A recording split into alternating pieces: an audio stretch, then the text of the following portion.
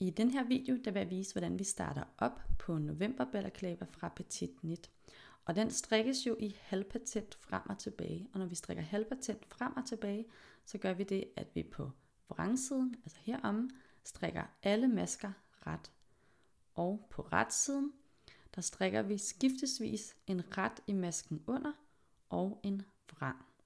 Men jeg har altså slået det antal masker op her, som jeg skal bruge i min størrelse, og så starter jeg med det, der hedder en pin 1 i opskriften, hvor at jeg bare strikker alle maskerne ret her på vrangsiden.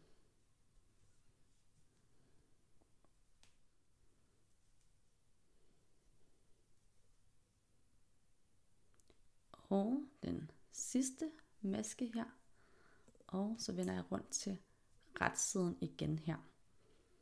Og nu har jeg altså sådan en række her af vrangbuer, der ligger her under min maske på pinden. Den første maske og den sidste maske, det er mine kantmasker, og dem strikker jeg almindelig ret.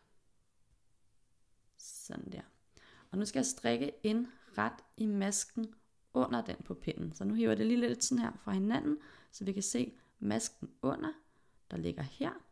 Så det er altså den maske, jeg går ind i her, og strikker en ret, og lader masken på pinden falde af.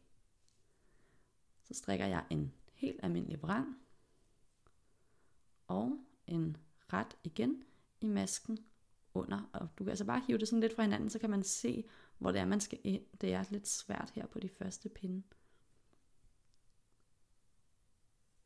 Sådan der. Og en almindelig vrang. Ret i masken under. Og en almindelig vrang. Ret i masken under. Almindelig vrang. Og de sidste to masker her. Ret i masken under. Og en almindelig ret. Sådan der. Der går altså lige et par pinde, før at vi rigtig kan se det her halvpatent mønster. Nu vender jeg rundt til vrangsiden af mit arbejde og strikker alle masker ret igen, altså det der hedder en pin 3 i opskriften. Og den sidste maske her på vrangsiden af mit arbejde, jeg vender rundt, og nu har jeg altså strikket pin 1, 2 og 3, så jeg har strikket pin 2 og 3 en gang, og skal nu gentage dem, indtil jeg har strikket dem så mange gange, som man skal i den størrelse, jeg strikker.